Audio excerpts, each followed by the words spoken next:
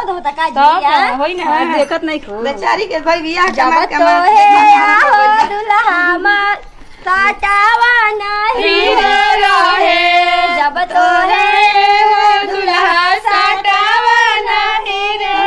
हमार ने के बाद दीजिए खाली चुमले है तो एक बार लिए मेरी 5000 वाला ले लेकिन अभी चाहिए दुल्ही नहीं तो वो पैसा मत गुलाबी बोली बोल दो गुलाबी बोली बोल दो ये पढ़ने वाले पापा हमारे तेरी मम्मी को चाहते